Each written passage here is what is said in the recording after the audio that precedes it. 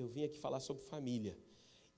Mas eu não vim falar sobre família do relacionamento conjugal. Eu quero embutir esse conceito de família até mesmo nessa ideia de economia da redenção e de redenção da própria nação. Quer ouvir? Amém? Então tá bom. Então eu queria que você abrisse a sua Bíblia ou acessasse seu tablet, seu celular, como for melhor para você, no Salmo de número 128. O Salmo de número 128.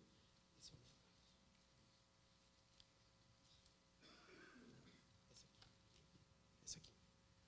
Você põe para mim, Carlos? Completa para mim, por favor. Salmo 128 é um salmo de... Ele é chamado de salmo de romagem, ou salmo de romaria, salmo de caminhada. É um salmo em que o povo do Senhor cantava enquanto caminhava em direção ao templo. Esse salmo é parte de um cancionário, né, um cancioneiro, se você quiser, que começa no Salmo 120, vai até o Salmo 130. São canções compostas com o propósito de conduzir o povo até o templo. E especificamente esses dois salmos, o 127 e o 128, focam muito na família. O 127 você deve conhecer, faz muito tempo que a gente o recita, tem versículos bonitos. Se o Senhor não edificar a casa, em vão trabalham os que edificam. Conhece, né? Conhecem? Sim? Tem crente aqui que conhece? Amém? Então tem os crentes bons aí.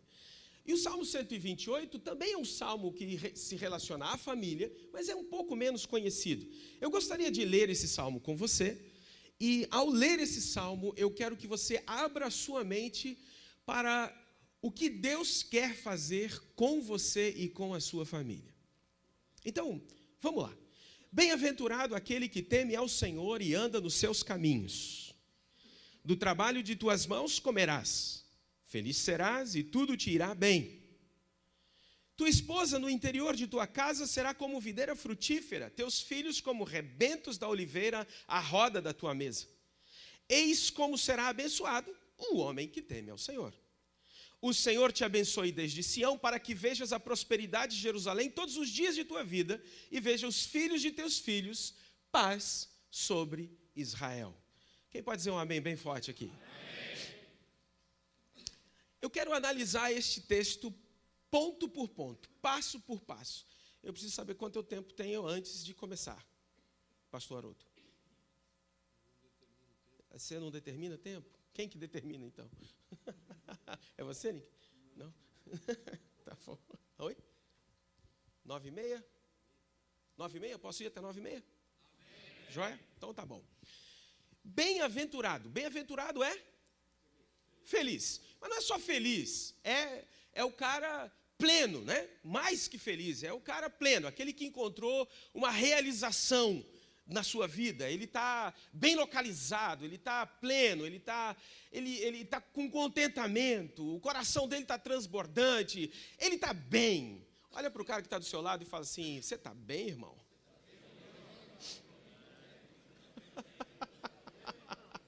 Tem uns que demoram até para olhar.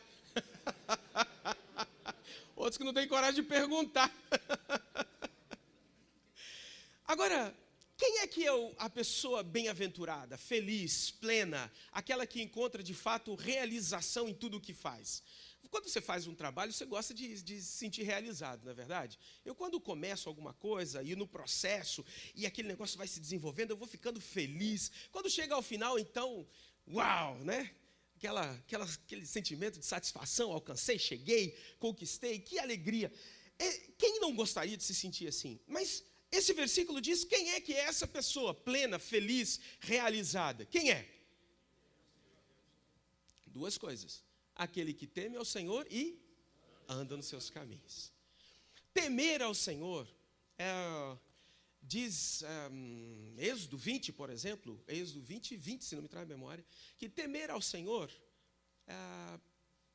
te impede de pecar.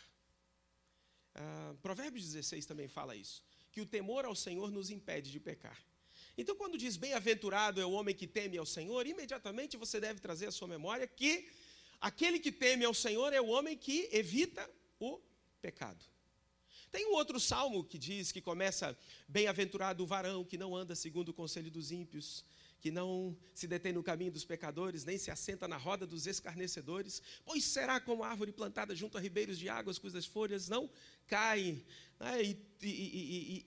O que esse salmo está querendo dizer? Bem-aventurado, feliz é a pessoa que se afasta daquilo que é errado, daquilo que é mal. O homem de Deus precisa saber escolher entre o caminho que é certo e o caminho que é errado.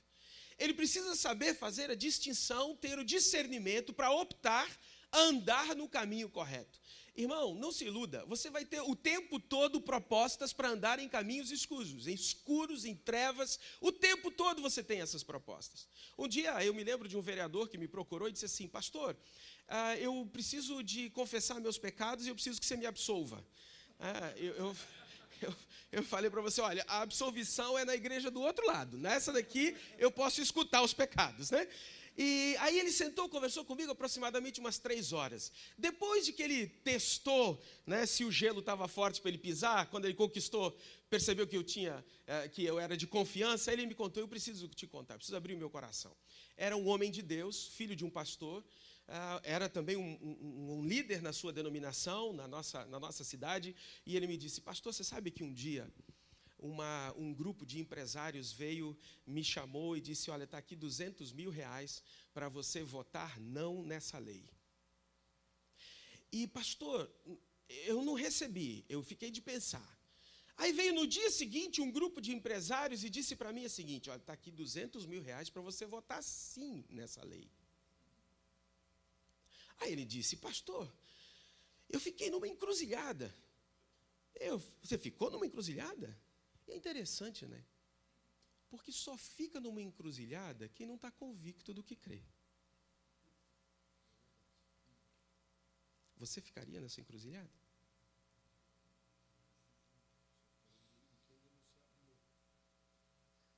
É isso aí. Mas ele disse: eu fiquei numa encruzilhada. Eu falei: o que você fez? Ele disse: pastor, eu votei conforme a minha consciência. Eu falei: parabéns. Aí ele baixou a cabeça e falou: mas eu peguei o dinheiro.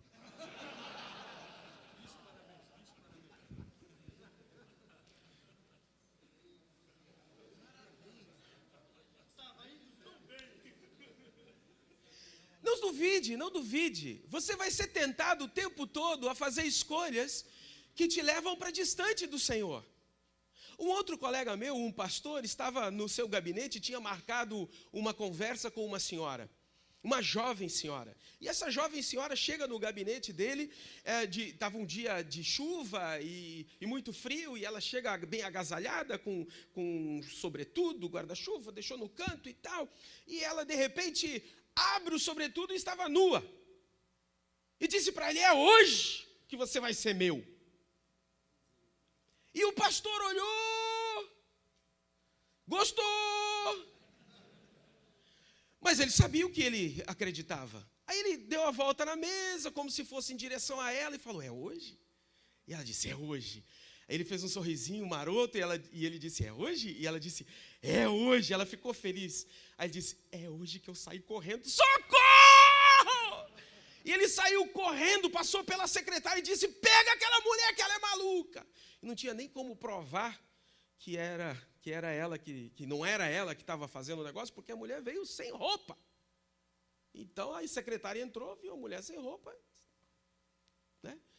Mas nós, pastores, líderes, políticos, seja quem for, vamos ser colocados à prova o tempo todo. Qual é o grau do temor ao Senhor que você nutre? Qual é o grau do temor ao Senhor? Você reconhece quem Ele é? Porque o temor ao Senhor é principalmente reconhecer a grandiosidade do Deus que você serve. Que não é um moleque qualquer. Tu não é um carinha qualquer. E não é o cara lá de cima, como alguns de nós fomos educados pela TV Xuxa a chamá-lo. Não. É o Criador do universo. É o Senhor dos senhores. É o sustentador de todas as coisas. É o Alfa e o Ômega. É o Todo-Poderoso. É o que sabe todas as coisas e está em todos os lugares. É o que dá destino a cada homem da humanidade. É aquele que dá destino a cada nação. Ele é o Senhor Deus Todo-Poderoso que habita os mais altos céus. Temor ao Senhor é saber quem Ele é, mas é também saber quem você é. Porque quando você sabe quem Ele é, imediatamente você sabe quem é você. Porque você se coloca em comparação. Aí você se coloca em comparação com Ele. Você sabe que não tem melhor descrição para mim, eu não sei você. Talvez você goste quando Deus te chama de filho e reconhece, sim, a paternidade dele. Talvez você goste quando Ele te chama de amado, de criatura. Você sabe qual é a descrição que Deus faz de mim na Bíblia? É quando Ele diz para Israel, Ele está dizendo para mim, vermezinho de Jacó. Esse sou eu. Porque diante dele não sou nada. Temor ao Senhor é você reconhecer quem é Ele e você reconhecer quem é você. Mas não é só isso. Porque temor ao Senhor, diz a Bíblia em Tiago, que até os demônios temem. E tremem.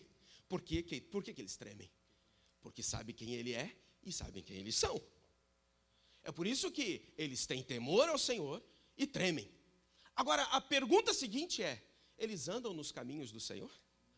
Mas essa é a proposta para o homem bem-aventurado.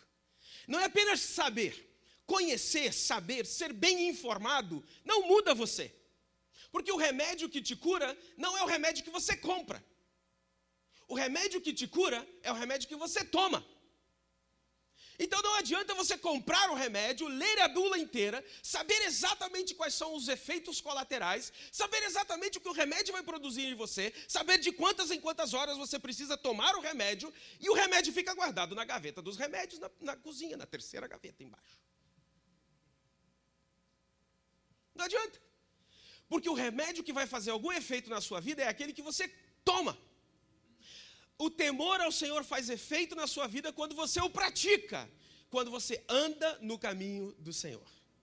Quando você conhece quais são as ordenanças dele e você vive porque teme, você pratica porque teme, você pratica porque conhece a Deus e você pratica porque sabe a sua fraqueza e sabe quanto precisa dele e o quanto precisa andar nesse caminho. Esse homem será bem-aventurado. Agora, veja as consequências dessa bem-aventurança. Então, estamos fechados aqui? Que o homem que é bem-aventurado, o homem feliz, mais que feliz, o pleno, realizado, é o homem que, primeiro, teme ao Senhor e anda nos seus caminhos. Fechou? Joia. Agora, olha as consequências disso. Versículo 2.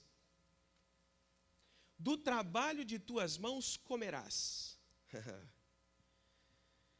Gente, tem gente que cada vez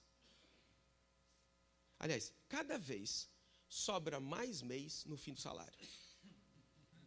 Né? Não tem gente que cada vez sobra mais mês no fim do salário. Eu vi uns rindo mais alto ali, eu sei que pegou essa.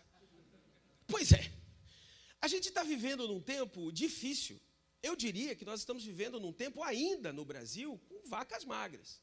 Pode ser que alguma mudança esteja apontando, mas estamos vivendo com algumas dificuldades. E o pastor Marciano falou aqui sobre você ter a sua poupança, o pastor Haroldo também falou sobre isso, você ter a sua poupança, porque quem se dá bem em tempo de crise é quem tem poupança, certo?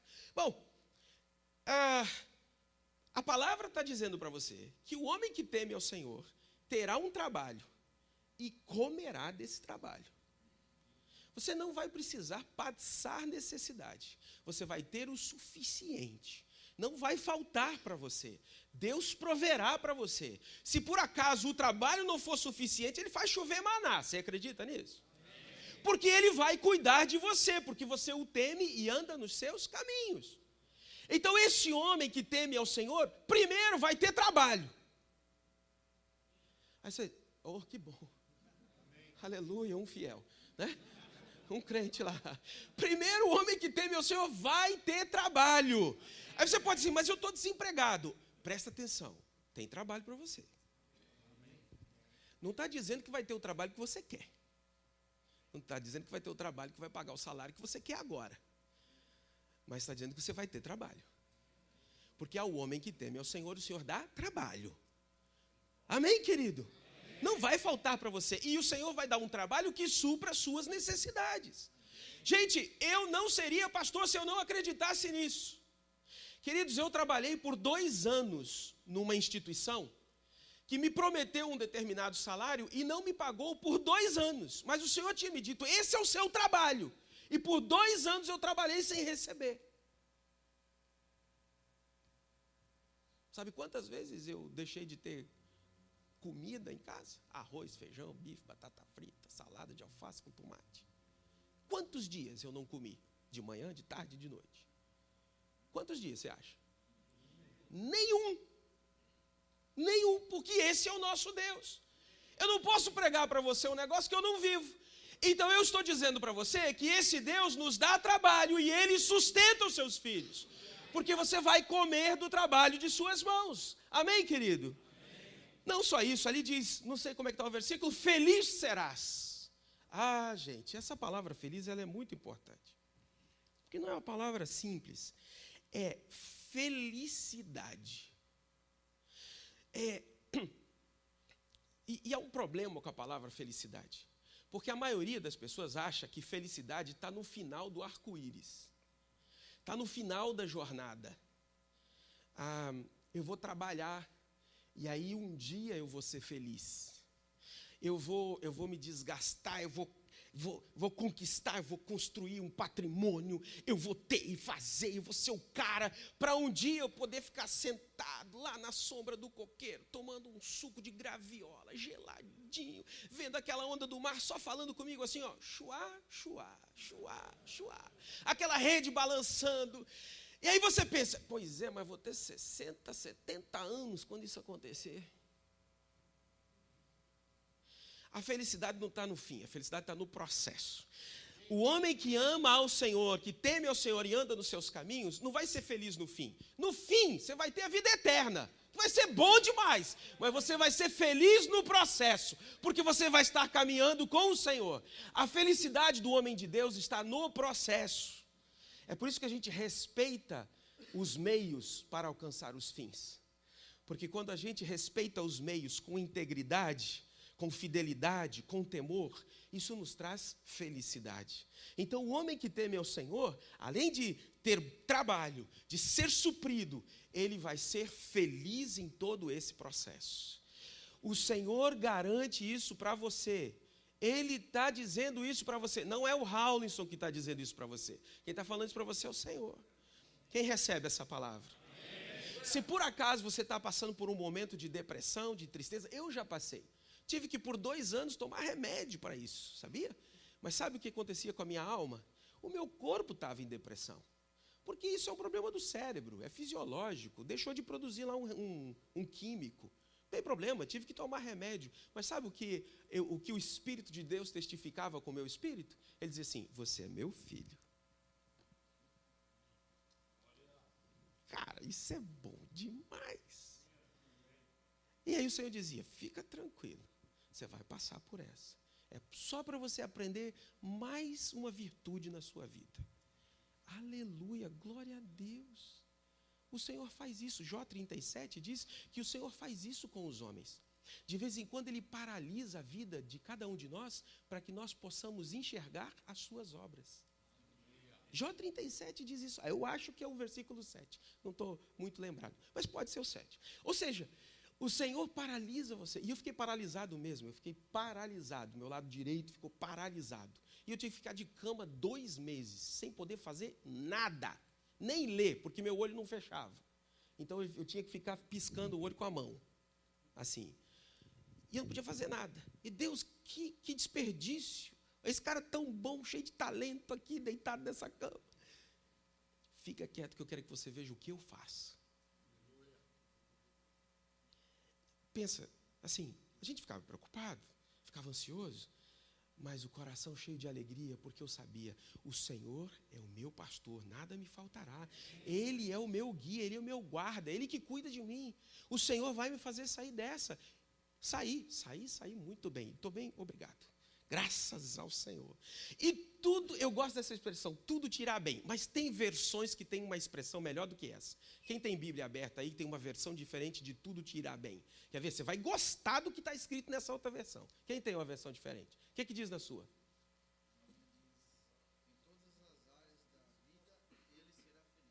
Em todas as áreas da vida ele será feliz. Pensa aí nas áreas da vida. Pensa. Bota dedo nelas.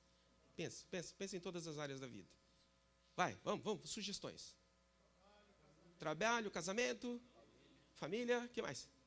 Amizades. Hã? Viajar. Viajar é bom. Como é que diz a sua? Serás feliz e próspero. Essa não é boa? Serás feliz e próspero? Quem dá um uhul para Deus aqui? Serás feliz e próspero. Gente, que coisa boa. Tem outra versão.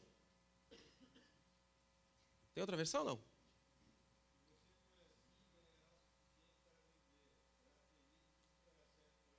Tudo dará certo para você. Você sabia que tem um versículo na Bíblia que se você for assim, será feliz e próspero e tudo dará certo para você. Nada dá certo para mim, pastor. Ô vida, ô céus, ô azar. Primeiro, verifique se você teme ao Senhor. Segundo, verifique se você anda nos seus caminhos. Teme ao Senhor e anda nos seus caminhos? Então levanta esse queixo e diz assim: o Senhor cuida de mim. Ele vai guardar os meus caminhos. E tudo vai dar certo para mim. Amém, querido? Bate no peito e fala: tudo vai dar certo para mim. Fala de novo: tudo vai dar certo para mim. Agora eu quero saber, quem está dizendo isso para você? Quem está dizendo para você? Ele é fiel para cumprir o que promete? Não? É ou não é, gente? Glória a Deus. Agora, sabe o que é mais impactante? Sabe o que é mais impactante aqui? É que olha na sua Bíblia aí, no seu celular, onde você estiver, é que esses 2 primeiros versículos, o homem é feliz, ele teme ao Senhor e anda nos seus caminhos, ele tem trabalho, ele tem suficiente, ele tem felicidade e tudo o que ele faz dá certo. Você já reparou que a esposa não está aí ainda?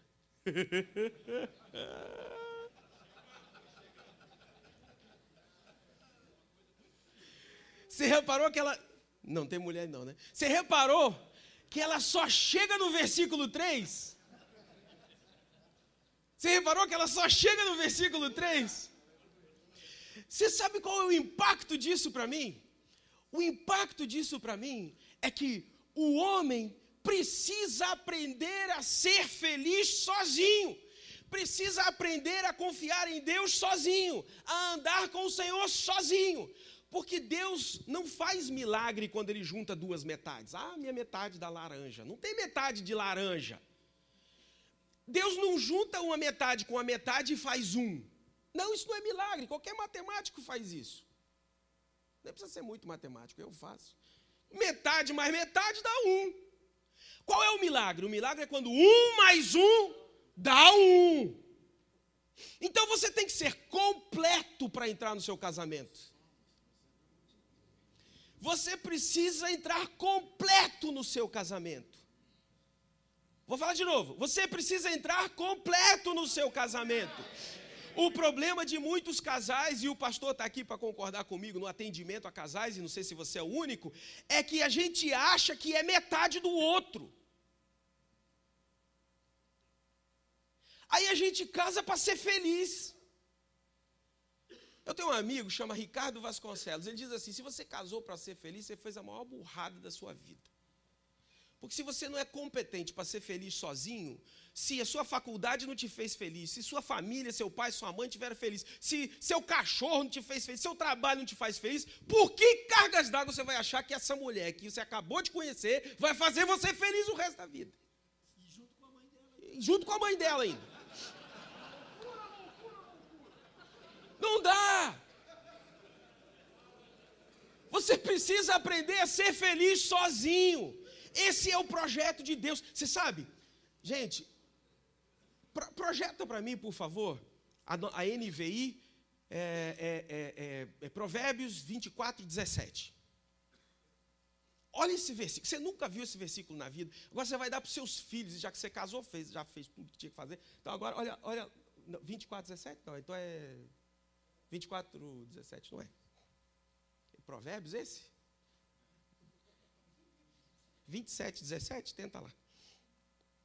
Deixa eu achar aqui na minha Bíblia. Eu já acho rapidinho. Ai. Não, também não.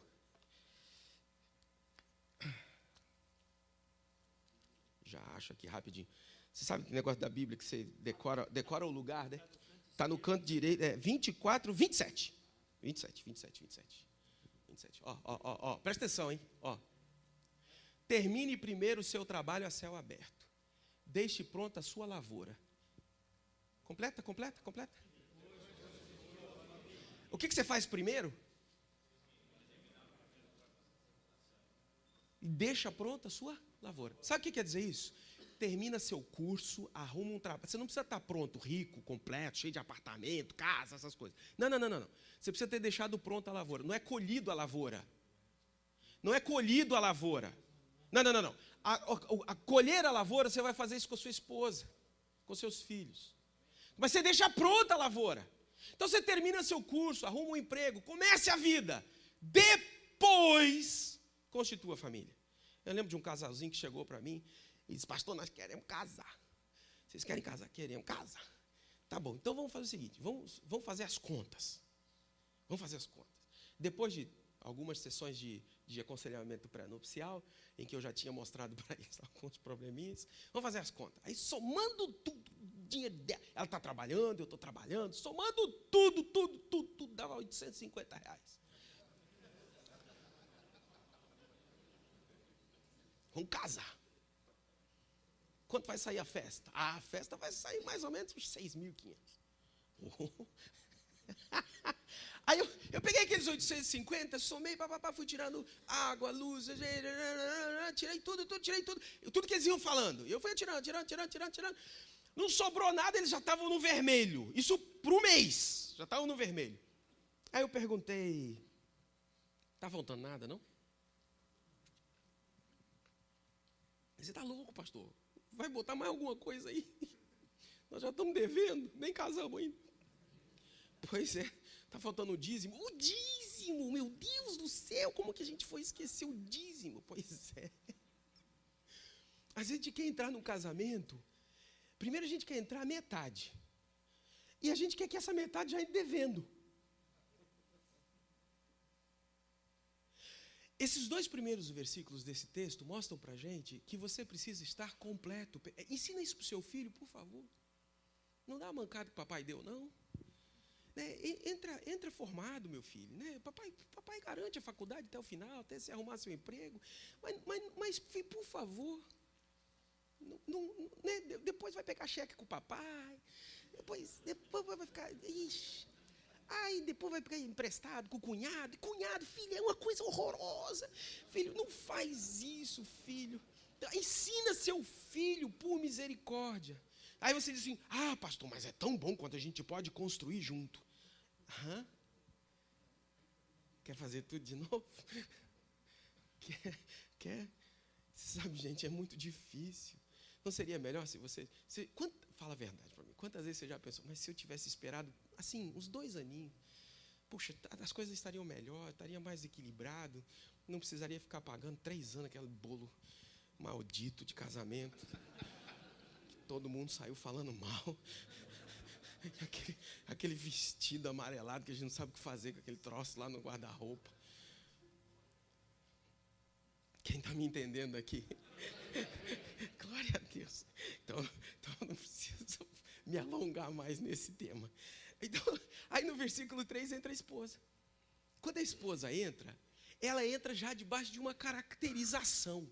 Diz assim: a tua esposa, no interior de tua casa, será como videira frutífera. Essa palavra interior, pode ser ao redor, pode ser em volta, mas a ideia é que a casa é dela. E ela é da casa. O texto está falando para a gente, está fazendo uma comparação interessante. Ele compara a esposa a uma Uma árvore não é só uma árvore qualquer, é uma videira. Por que uma videira frutífera? Vamos, você vai me ajudar. Videira produz uva. E o que a gente faz? Não, videira não produz vinho, gente. Você tem uma dessa em casa? Me mostra.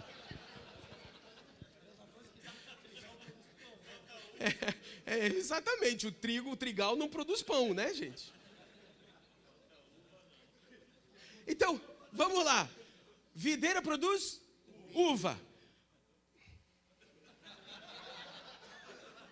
Gente, isso é a cara do Anthony Hopkins. Já te falaram isso, não? Então, videira produz uva. E da uva a gente faz o vinho. O que o vinho simboliza na Bíblia, quase do começo ao fim? Alegria. Prazer, êxtase, satisfação. Olha que comparação. A tua esposa dentro da sua casa. Gente, é depois que você arrumou emprego, está tudo certo. Porque é duro você cultivar uma videira quando você não tem as ferramentas certas. Esse é um problema.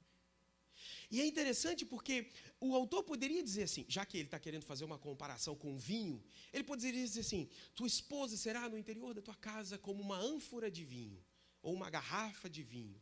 Por que ele não falou garrafa? Porque garrafa a gente toma e acabou. Agora, se você tem uma videira, quanto tempo você pode ter vinho? Quantas vezes você vai encher essa garrafa? Agora tem um detalhe. Essa garrafa, essa videira só produz uva se for bem cuidada. Tem gente que quer consumir o vinho da alegria, mas não quer trabalhar para isso. Você vai chegar em casa hoje, aí mulher, hoje é dia de alegria. Aí, meu irmão. Você cultivou? Tamo junto. Você trabalhou? Você podou? Você adubou? Você protegeu dos bichos? Você tirou o fungo? Você fez isso? Você comprou a roupinha certa? Você ajudou no carinho, na casa, nas coisas que precisa? Você sabe que mulher gosta de carinho, né? Sapato, carinho, carro, carinho. Então, você está fazendo o quê com a sua vida? Você precisa cultivar essa videira, você precisa trabalhar com ela. O duro é que tem gente que é igual aquela história do cara que estava no aniversário de casamento, estava sentado num canto, assim, surumbático, abatido. Aí a esposa chegou e falou assim, o que houve, meu amor? Aí ele disse, meu bem, você lembra aquele dia que seu pai me obrigou a casar com você? Lembro. Pois é, ele disse que é por causa daquilo que a gente tinha feito, ou era 20 anos de cadeia, ou era casar com você, né? Pois é, hoje eu estaria sendo solto. Mas peguei uma perpétua. Tem gente que está vivendo desse jeito, está louquinho para ser solto desse negócio, porque não cultiva, não cuida, não trata. E aí, como é que vai? Eu não sei como é que é com vocês. Lá em casa é típico. Ninguém está gravando isso não, né? Ai, Jesus. Só não publica. Gente, lá em casa... Não, ela já me ouviu falando disso. Lá em casa, na sua também, provavelmente, quem que é o termômetro do humor? Quem é? Quando a sua esposa está brava, de cara fechada, está naqueles dias, como é que fica a casa? Eu chamo os garotos, deixa a mamãe, não mexe com ela não, vem para cá, fica tranquilo, né? Deixa a mamãe, pai, o que a mamãe tem? Aí o mais velho, meu grandão, chega lá, oi mãe, o que você tem? Tem nada não. Foi nada não. Mexe comigo. Vem pra cá, filhão, vem pra cá. Vem com o papai aqui. Agora, quando ela está feliz, como é que está a casa? Aí esses dias alguém perguntou para o meu filho mais velho. Disse assim, Arthur, como é que é sua mãe? Você pode me descrever sua mãe? Aí ele disse assim, meu filho é autista, esse mais velho. Aí ele disse assim, quando minha mãe está cantando, está tudo bem.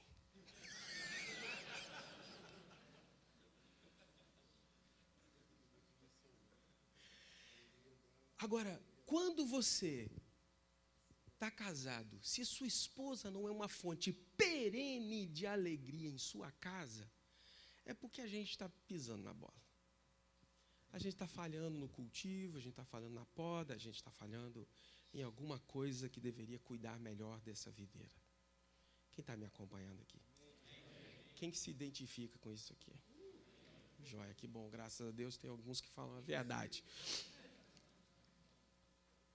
Agora, olha que coisa incrível. O texto diz, teus filhos são como rebentos, brotos de oliveira. Aonde? À roda da tua mesa. Há uma dificuldade que a gente tem quando a gente acredita no que o mundo nos diz hoje. O mundo nos diz hoje que filhos são despesa. Não é verdade? Eu fui fazer a conta. Quero saber se são despesa mesmo. Aí eu contabilizei, fiz a conta de quantos meus filhos vão custar até se formarem na faculdade, se fizerem uma faculdade particular. Eu penso que não, por favor. Mas eu fiz a conta. Sabe quanto eles vão me custar? Até formados na escola, na faculdade, cada um, R$500 mil. Não dá para amarrar, isso vaza por tudo que é canto. R$500 mil. Aí o mundo diz para você, não dá para ter mais filho. Não dá para ter mais filho, porque olha quanto custa. É muito caro ter filho, a gente quer dar o melhor. Aí nós vamos reduzindo o nosso número de filhos. Quer ver um negócio? Quem aqui tem mais do que 2? Olha, pouca, não é muita gente não, hein? Mais do que 2. Levanta a mão, por favor, deixa eu só contar. 4, 5, 9, 11, 13, 16, 17, 18. 18 pessoas num ambiente aqui de, sei lá, de uns 300 homens. Quem é que só tem um? Fica com a mão levantada. E desses que só tem um, quantos vão continuar só com um?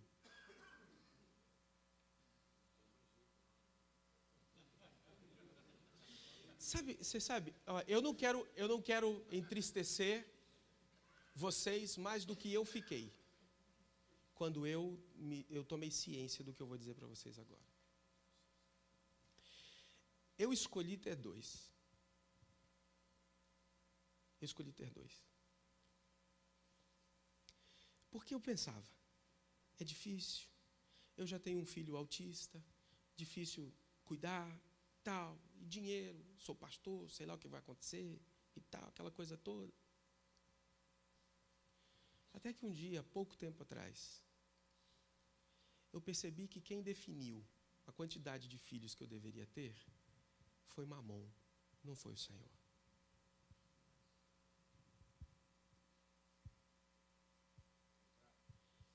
Quem definiu a minha posteridade e a minha semente e a minha descendência não foi o Senhor.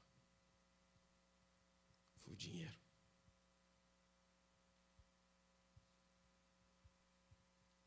Eu fiquei triste comigo.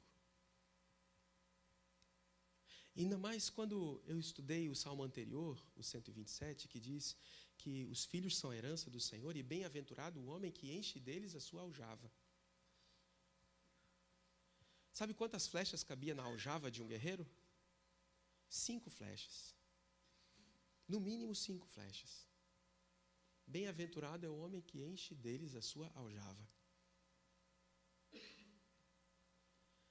E eu me dei conta, que loucura eu fiz com a minha descendência. E você sabe outra razão pela qual a gente não tem mais filhos?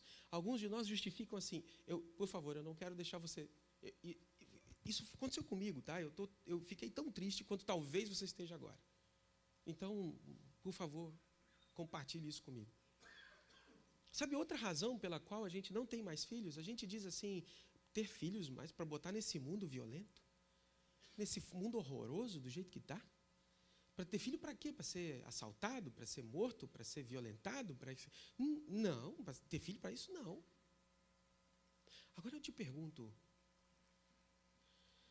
se nós estivéssemos enchendo este mundo de filhos da luz como nós somos, este mundo estaria do jeito que está? O mundo está do jeito que está, perdido, porque nós, cristãos, homens e mulheres de Deus, nos esquecemos de que nós produzimos os nossos filhos como filhos da luz. São descendentes para abençoar, não para amaldiçoar. Eles é que vão fazer a diferença. Não são eles que vão ser oprimidos. Mas quando nós restringimos a nossa fecundidade, nós estamos dizendo, não acreditamos que Deus pode usar os nossos filhos para transformar esta geração. Aí nós diminuímos a nossa influência nessa geração e nas seguintes. Porque estamos dizendo, nós não acreditamos que o Senhor pode usar os nossos filhos como filhos da luz para mudar a realidade do nosso país. Eu fiquei muito triste comigo mesmo quando eu olhei para isso. E surgiu um desejo no meu coração de ser pai adotivo. E a gente está cultivando essa ideia em casa agora com os meninos e com a Márcia. Porque nós queremos, a gente sabe que se uma criança entrar no nosso lar, ela será impactada pelo amor do Senhor Jesus. E ela vai ser mais uma ferramenta de bênção. Meu pai, quando a gente comemorava os 40 anos de ministério dele, ele estava sentado à beira de uma mesa, não sei se eu já contei isso aqui, ele estava sentado à beira da mesa, contei? E aí ele olhou para nós, os 4 filhos, e ele chorou e disse, e eu perguntei, o que houve, pai? Ele disse, eu queria ter tido 8 ou 12. Mas por quê, pai? Porque assim eu enviaria vocês. Porque eu só tive 4. Aí a Nani está lá nos Estados Unidos, o Roderson está no Chile, o Ju está no Cabo Verde, você está no Paraná. Mas e se a gente tivesse 8? A gente estaria em mais países. 12, a gente está em outros continentes mais ainda. Aí eu chamei os nossos filhos, os netos que estavam lá, e coloquei na frente dele e disse, toma, são seus, abençoe-os e envia-os. Agora eu só posso estar em 3 lugares. Porque eu só tenho 2 filhos. Quem está me acompanhando aqui nisso? Nós somos servos do Senhor.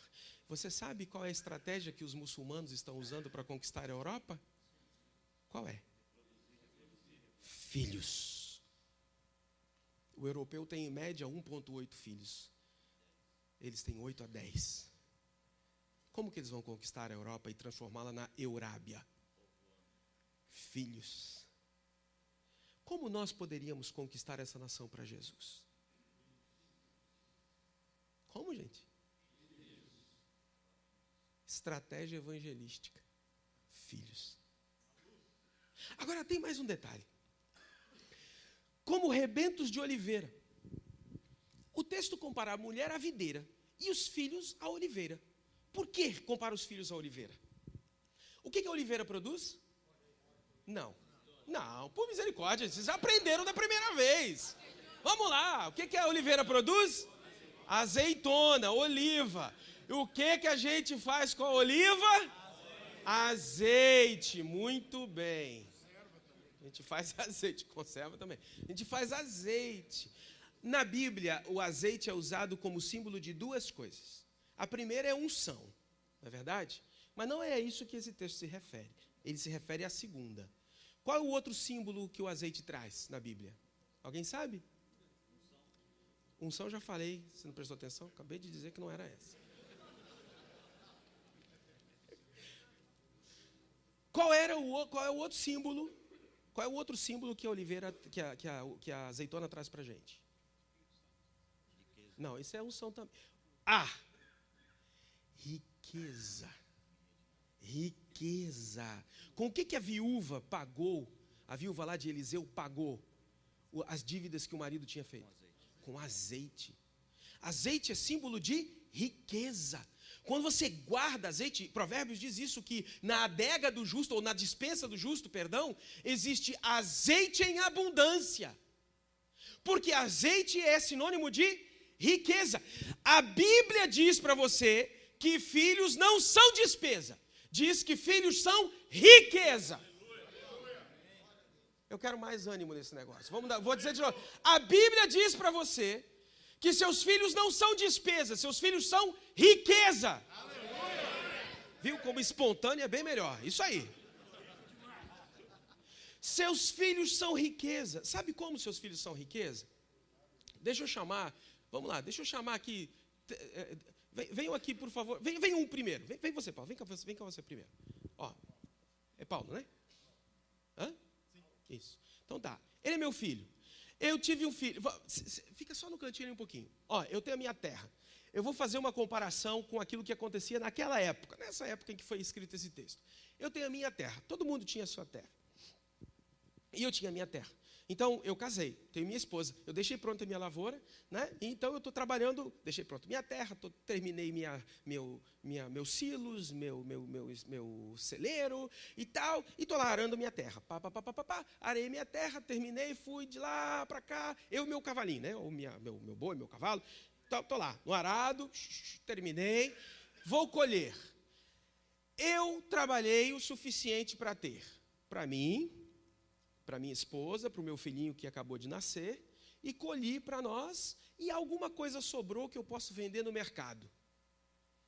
Está muito fora da realidade isso, não? Tá, não? Não. Então tá. Então eu trabalhei para mim, para minha esposa, a gente come, se supre, então a minha hortinha, eu tenho minha criação de gado, de galinha, ovo e tal, aquelas coisas, e o que sobrou eu vou vender no mercado. Vou vender ovo, vou vender frango, vou vender um pouquinho do trigo, ou o pão feito pela minha esposa, etc. Ok. Joia. Eu faço isso, e vou fazer isso aí talvez por uns 13 anos. No 14º ano, eu chamo... Como é o seu nome, meu filho? Paulo. É verdade. Paulo. Aí eu chamo o Paulo. Eu digo, Paulo, a gente ara dessa maneira. Põe as duas mãos aqui. Não, isso é tirar leite. Não, filho. Presta. Segura assim, filho. Ó, segura assim. Isso. Aí, filho, aí você diz... Vai, boi. Vamos. Vai, boi. Então vamos junto, vamos junto. Isso. Aí vamos. Aí vou ensinando. Aí, filho, aí você diz, show, boi. Aí você vira o boi. Agora vamos arar o resto da terra. Isso. Vai, boi. Ei, vamos embora. E tal. E a gente faz isso. Tá.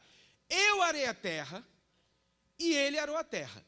Eu arei a terra e o que eu arei, cultivei, cuidei dos meus bichos, etc., eu colhi para mim, para a minha esposa, para o alimento do meu filho, sobrou um pouquinho que eu posso vender no mercado. Mas ele arou também. E colheu também. O que sobrou mais? O que eu faço com isso? Eu guardo, para pagar a faculdade dele, eu guardo,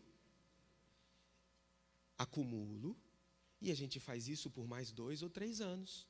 Até que chegue o outro filho. Como é o nome do meu outro filho? Como? Edemilton? Eu não daria o nome desse para o meu filho. Edemilton. Mas quem está falando é um cara que chama Rawlinson, então imagina. Aí, eu, o Paulo e o Edemilton, nós...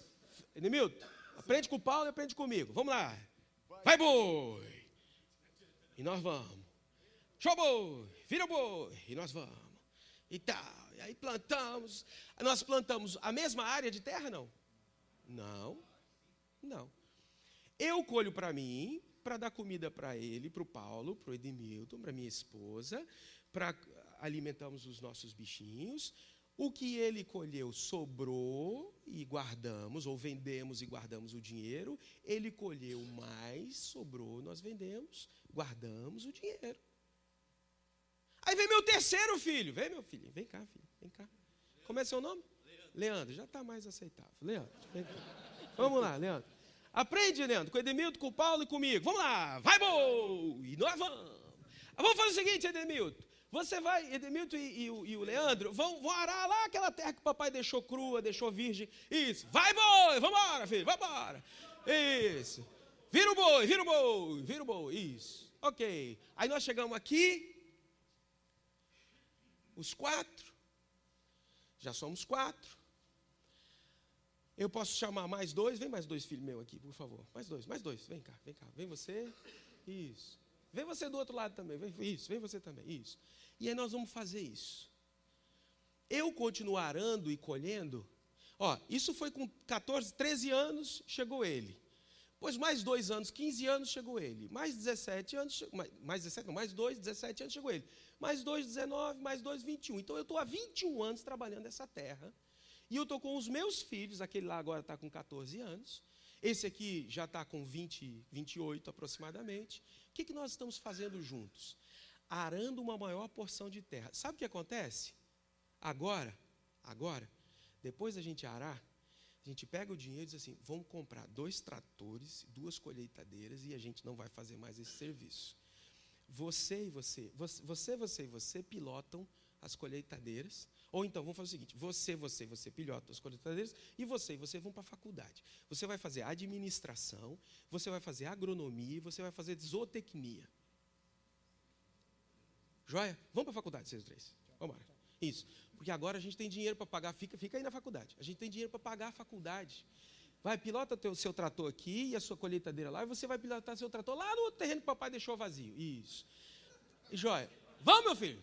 Isso. Agora é para pilotar. Não. Ei, esse terreno não é seu. Você vem para cá. Isso. O pai está aqui. Estou ajudando. O que está acontecendo com a gente? O que está acontecendo com a nossa família? Agora, eu já tenho outros empregados. Vem cá, vocês não são bonitos para ser meu filho? Vem cá, os 2 empregados. Vem cá mais os outros 2. Faz favor, os outros 2. Vem para cá. Isso. Aí eu digo assim, ó. Você vai pilotar aqui a colheitadeira, você vai pilotar a colheitadeira de lá, e vocês 2 vão cuidar dos bichos. Os bichos estão ali, ó. Isso. Vai cuidar dos bichos.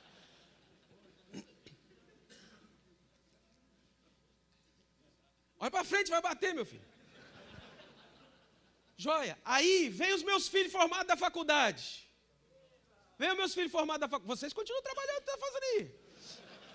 Joia. Meus filhos formados da faculdade. Então aqui, tem um outro filho lá, né? E um outro filho... Não, é só isso. É só aquele. Não, tem outro filho. Cadê o outro filho?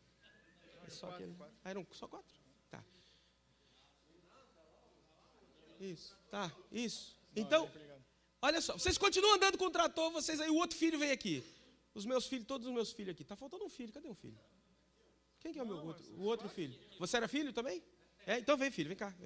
Desculpa, o papai não estou me reconhecendo em você. Vamos aqui. Ó, agora você e você vão para a faculdade. Vai lá. Você é administrador? Então, vai administrar, filho. Você é engenheiro agrônomo? Então, vai supervisionar o trabalho dessa turma ali. Isso. Ó, filho que está supervisionando o trabalho, esse negócio é seu. Filho que você está administrando, esse negócio é seu.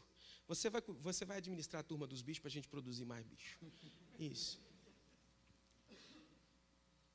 Pode trabalhar. Porque agora, papai vai descansar.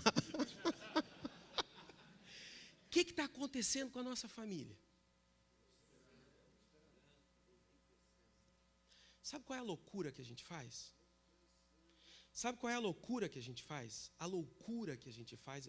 Olha, aqui, nessa ilustração, eu fiz alguma coisa assim, fora do normal, não, aqui? Tudo que eu fiz aqui é possível acontecer? Eu estou gerando emprego, não estou? Eu estou abençoando pessoas porque já são outras famílias. Mas não são só esses empregados, tem mais gente. Tem gente cuidando com a minha esposa e minhas filhas que estão lá em casa. Que estão produzindo, cuidando, as meninas também estão na faculdade. Uma vai ser professora da escola que a gente está construindo no nosso terreno. Para os filhos dos empregados. Quem está me acompanhando aqui? Aí a gente vem um dia, só os meus filhos, venham cá. Aqui nesse lugar, aqui. Isso. Ao redor da mesa. Vem cá vocês também. Vem você aqui. Agora nós vamos prestar conta. Como é que está indo? Como é que está indo a faculdade? Bem. Como é que está indo? Como é que está indo a produção dos bichos? Não, você é do quê? Você é bicho. Tá bem? Faz uma contabilidade para a gente aqui. Como é que está esse ano? Está bem? Está bem? O ano passado foi ruim, né? Aquele temporal que deu, acabou com a gente. Mas está indo bem, né? Qual é a projeção futura? Crescimento de 40%. Uau, 40%. Como é que estão os animais e como é que estão os... Tudo bem? Como é que está? Estão produzindo, etc. Sabe o que a gente faz ao redor da mesa? A gente discute sobre as nossas finanças, sobre a nossa prosperidade, sobre a nossa riqueza. Porque esses negócios não são meus. Eles são meus e das minhas gerações. Agora, esse que tem 20, 30, 35 anos, 40 anos, o filho dele está onde? Está com ele no trator, ou está com ele na administração, está com ele na administração dos negócios. Ele não precisa de botar o filho no trator, eu precisei, ele não. Então ele bota o filho na administração, e o filho vai aprendendo como se administra uma empresa. Sabe por quê? Porque agora nós estamos comprando a fazenda do lado. O tal do Osíris não teve jeito, teve que vender para a gente. Onde começam as empresas? Onde começam as empresas, gente? Quase 100% das empresas começam em casa, com a família. Mas você sabe o que a gente faz? A gente faz o seguinte. Vocês podem tudo sentar, menos os meus 2 filhos primeiros. Os outros podem tudo sentar. Uma salva de palmas para os filhos e os empregados. Obrigado, gente. Sabe o que a gente faz? Eu vou dizer para você o que a gente faz. Vem cá, meus filhos, por favor. A gente diz assim, eu estou arando a terra, aí esse menino tem 14 anos, sabe o que eu faço? Eu vou dizer assim para ele, ô filho, vai lá para São Paulo estudar para você ser alguém na vida. Ô filho, aí esse aqui chega com 14 anos e digo, filho, vai lá para São Paulo estudar para você ser alguém na vida. E olha, e eu estou aqui, E eu estou aqui, E eu estou aqui, Ano após anos, anos após anos, eu vou produzir o suficiente para mim, para minha esposa, e para só uma sobrinha, para pagar um pouquinho, nem consigo pagar uma faculdade boa para os garotos. O vício vai ter que sustentar, porque eles estão sozinhos com a tia, com a avó, sei lá com quem estão lá em São Paulo. Nós destruímos nossa prosperidade. Nós destruímos nossos sonhos futuros e os sonhos que Deus tinha para a gente, porque nós não obedecemos ao Senhor, porque nós precisamos ensinar. Por favor, Provérbios 22, 6 na NVI. Olha só o que nós precisamos fazer.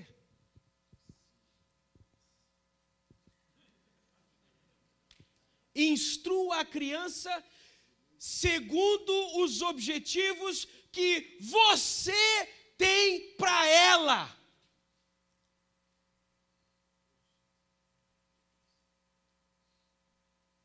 Quem estabelece os objetivos para esses 2 piá? Guri.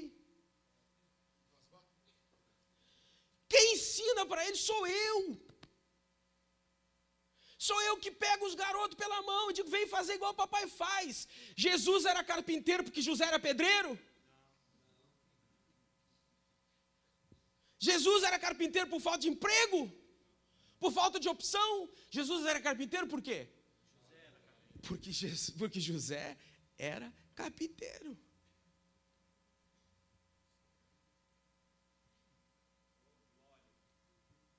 O que a gente faz? A gente expulsa nossos filhos de casa, os deixa sozinhos, sem a bênção, sem a proteção do pai, sem o ensino do pai. Esses garotos vão voltar para a fazenda, sabe quando? Eles vão passar lá umas férias com os netos para comer um porco que o pai matou, no ano novo. No ano novo não pode, que só pode comer o que cisca para frente, né? O que cisca para trás. Né? Não, então pode. Então pode. Pode comer porco. Aí eles vêm comer no ano novo que o pai matou, o porcão que o pai matou. Aí os meninos, os filhos dele, tudo na internet. Não tem internet, esse lugar é chato. Ô, vô, quero ir embora.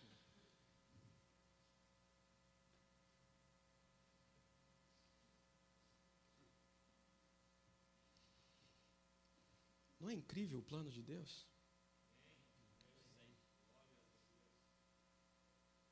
Mas a gente não faz isso.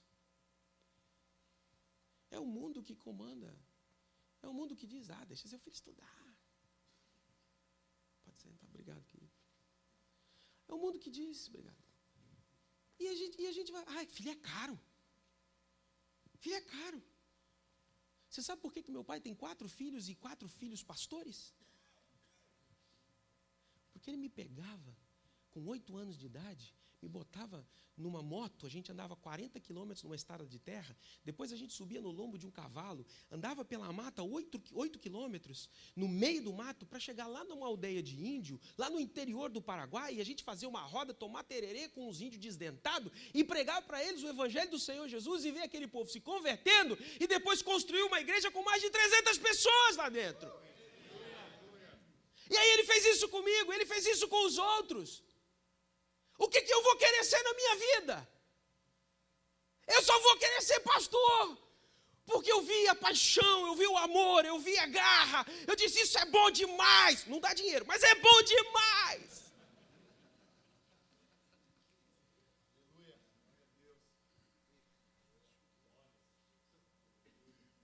Mas o que a gente faz não é isso.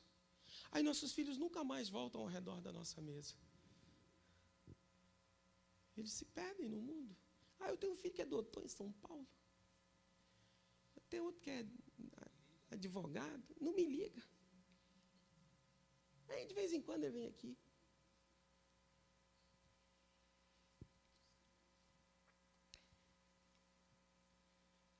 Quem quer mudar essa realidade? Levante sua mão se você quer mudar essa realidade.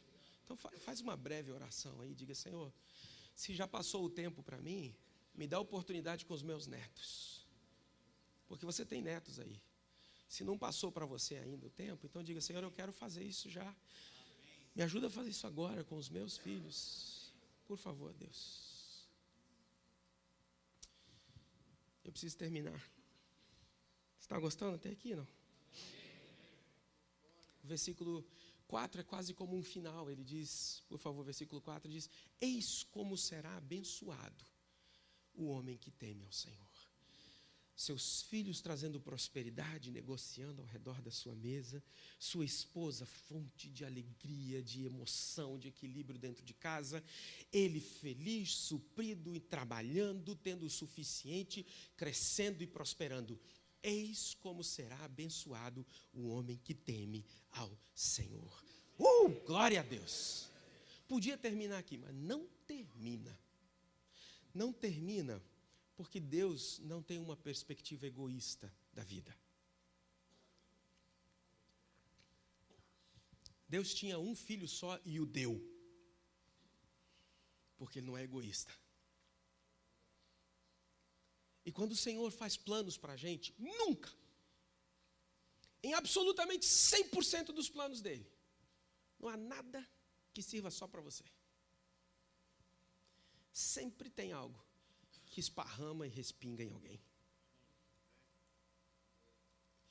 E aí o Senhor acrescenta no versículo 5, ele diz, o Senhor te abençoe desde Sião. O que é Sião? Muitas vezes Sião é referência a Jerusalém. Mas Sião, na verdade, é o bairro central, mais importante de Jerusalém. É o bairro onde estava o templo, onde estava o palácio de Davi, era o bairro onde estavam os nobres, onde, na verdade, as coisas aconteciam. O monte principal dos 7 montes lá de Jerusalém. Ou seja, Sião era um lugar importante, mas era um bairro. Sabe o que o Senhor está trazendo aqui? Essa família abençoada aqui se torna abençoadora desde Sião. Ela começa a impactar seu bairro. Porque você percebeu que nós prosperamos e eu comecei a dar emprego para um, para outro, para outro. Eu não vou buscar o cara lá do outro lado. Não, os profissionais bem formados são meus filhos, estão aqui. Eu vou dar emprego para um, para outro que estão aqui perto. E eu conheço o seu José, dona Antônia, eu conheço todo mundo. Vem trabalhar aqui em casa, a gente tem serviço para vocês. E a gente começa a abençoar nosso bairro. A gente começa a servir nosso bairro ou a região onde a gente mora com graça. A gente começa a dar para eles algo que eles não tinham antes. A gente começa a treinar essas pessoas e a capacitá-las. Eu estive na casa de uma pessoa.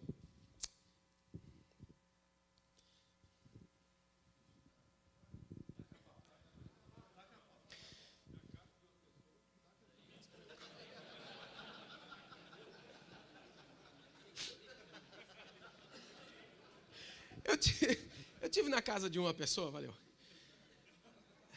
E é em Belo Horizonte. Na verdade, ele morava numa cidade perto de Belo Horizonte. E ele morava numa montanha. Aí eu descobri que rico mora em montanha e pobre mora em morro. Porque ele morava numa montanha. Ele tinha uma casa, assim, era uma montanha muito íngreme, mas ele fez uns alicerces embaixo e ele construiu 4 andares dessa casa de baixo para cima. O último andar era onde ele ficava, era a casa dele, que entrava aqui pela rua de trás. Só que quando você entrava na casa dele assim, tinha um paredão de vidro que dava para o vale inteiro e dava para ver as montanhas até 100 quilômetros mesmo. 100 quilômetros. Aí eu via, é rico, esse é rico, não é pobre. Pobre mora em morro, vê outra casa. Esse não, esse...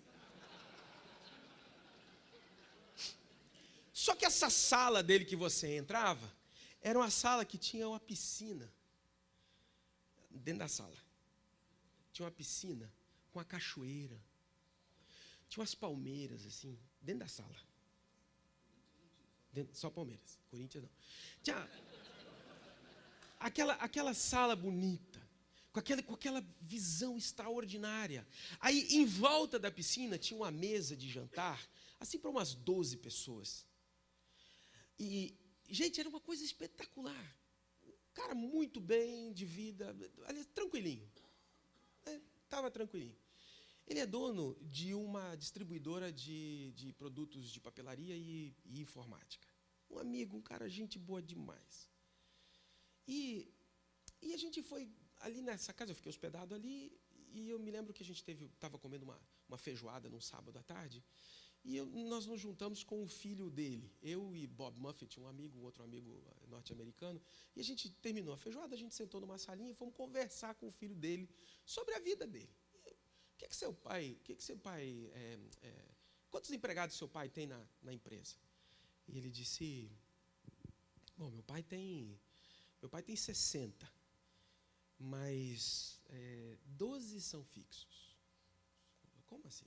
60 mais 12 são fixos. Ele disse, é que meu pai tem uma filosofia de trabalho. Meu pai vai buscar uma pessoa que não sabe nem ler nem escrever. E ele traz essa pessoa para trabalhar com ele. E ele, olha, na entrevista, é ele que faz. E ele diz assim, como é seu nome? Link. Muito prazer, seu Link. Prazer. Seu Link, que cargo o senhor está almejando aqui na empresa? Ah, não, eu vim ser faxineiro, porque eu não tenho leitura, né? Então, vim ser faxineiro. Lá em Minas Gerais. Olha, desse jeito, assim, ele fala, moço, não tem leitura, não, eu vou trabalhar aí no que der, né? O que você trouxer para nós faz. Aí ele fala assim, mas eu não quero esse trabalho para você. Daqui a 8 anos, você vai ser um empresário, dono da sua própria empresa. Não, moço, não, sou Eduardo, não foi isso que eu vim fazer aqui, não. Eu vim só limpar os cantinhos aí, onde está sujo, essas coisas aí. Não, daqui a 8 anos, você vai ser dono da sua própria empresa, você vai ser um empresário. Não, o senhor está enganado, não tem jeito para essa coisa, não? Não tem nada disso.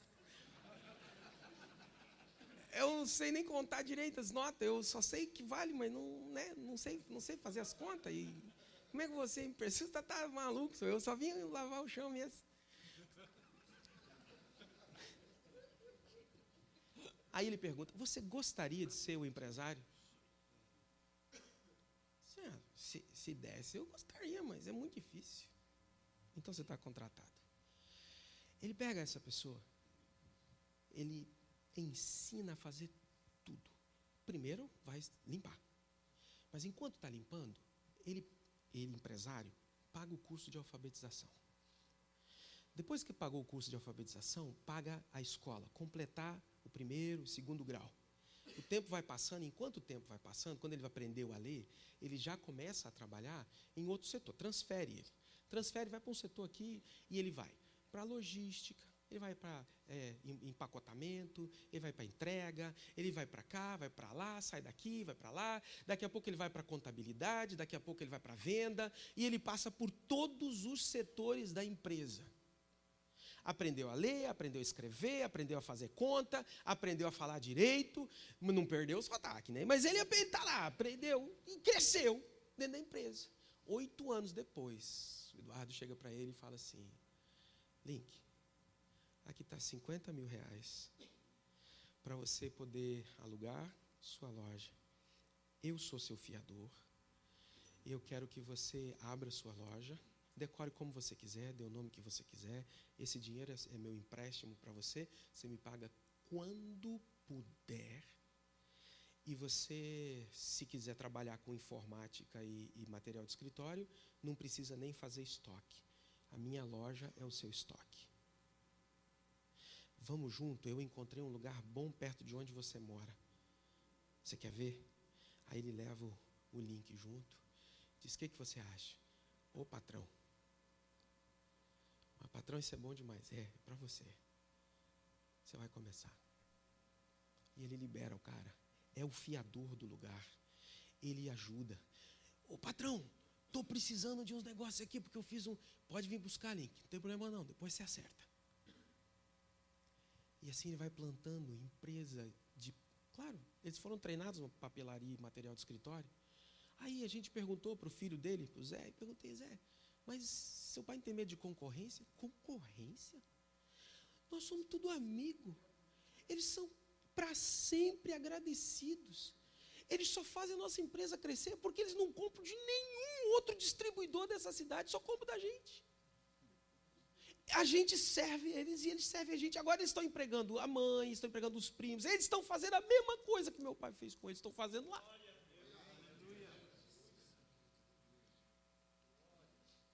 Normalmente, o Link entra pagão e sai cristão. Porque no caminho, ele enxerga o que é o amor de Cristo.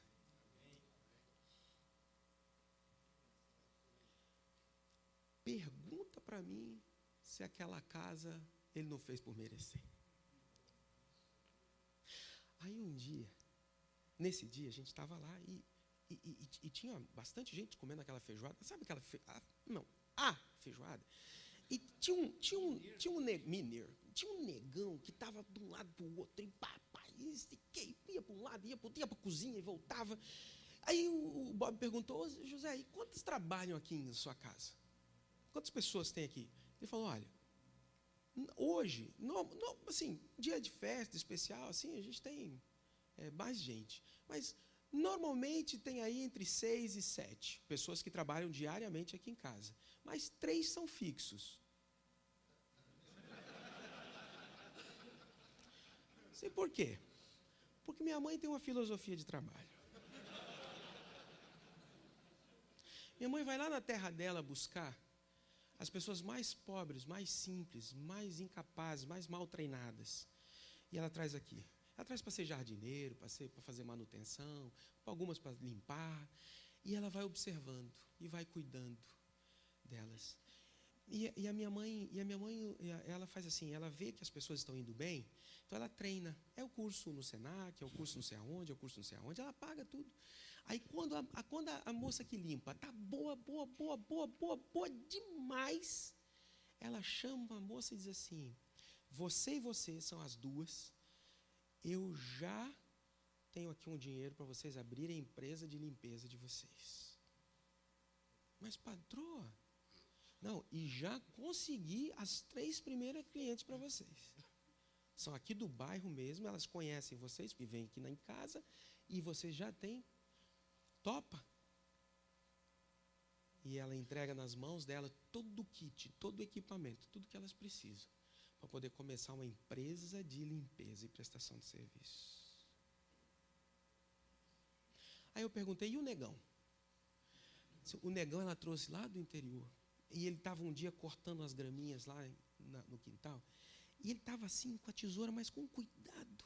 E minha mãe olhou para ele e falou assim, ô César, você quer cozinhar? Ele levantou, limpou a mão, só se for agora, dona. Era o sonho da vida dele, era ser cozinheiro. Ela pegou o César, treinou, capacitou, fez curso, gastronomia, ali, tudo quanto era canto. Um dia ela chegou para o César e falou assim, César, o melhor restaurante, o melhor hotel da cidade, num dos restaurantes, ficou sem o seu chefe. E eu indiquei você, e o dono do hotel já te aceitou como chefe. Mas eu trabalho aqui para a senhora. Mas você é muito bom e eu não consigo pagar o salário que você precisa. Então você vai trabalhar lá, porque lá você vai ganhar muito mais, vai ter um nome. E ele foi para o hotel, trabalhar no melhor hotel da cidade como chefe da cozinha. Aí eu falei, mas se ele é chefe do hotel, o que o César está fazendo aqui? Sábado. É porque quando a minha mãe diz César, ele diz, estou aí. Ele arruma um jeito, ele coloca a gente lá, ele diz, não, vocês fiquem aí. Eu vou fazer feijoada para a dona Rita. Não tem jeito. Eu chego à noite em casa e a Rita está lá na sala, cheia de papel cortado em volta, dobrando coisa, sentada no chão. Eu falei, Rita, o que você está fazendo? Ela disse, amanhã eu sou professora da escola dominical. E à tarde nós vamos sair com os juniores para evangelizar na rua. Você está entendendo o que sua família pode fazer? Isso porque eu não te contei que tinha um menino morando dentro da casa dela, que era filha de uma parente dela, que era viciada, e ela trouxe o menino e tratava igual filho, e já estava programando pagava o melhor colégio da cidade, e já estava programando a viagem para o exterior, desse garoto que não era nem filho dela, para ele poder se capacitar no exterior. Você está entendendo o que a sua família pode fazer por Sião? Agora você manda seu filho para São Paulo, vai estudar não sei aonde, vai ser não sei o quê, e você abre mão de tudo. Os 2 filhos dele trabalham com ele. A família cresce, a empresa cresce, serve a sociedade. E sabe o que acontece? Acontece o que está no resto do versículo. Para que vejas a prosperidade de Jerusalém. O que começa a ser impactado pelo que você faz? Diga comigo, a minha cidade. Diga, não é mais minha família, não é mais meu bairro, mas é a minha cidade. Aí não é só a questão geográfica, porque diz, durante os dias de tua vida, e veja o versículo seguinte, para que vejas os filhos de teus filhos. Você começa a ser abençoado geracionalmente, multigeracionalmente. Você vai ver os filhos dos teus filhos produzindo, gerando, enriquecendo, e você vai olhar e dizer assim, Deus é bom, olha o que a gente fez. Só que olha só como termina o versículo. Haja paz aonde? Toda a nação será impactada pelos descendentes de um homem que teme ao Senhor e anda nos seus caminhos.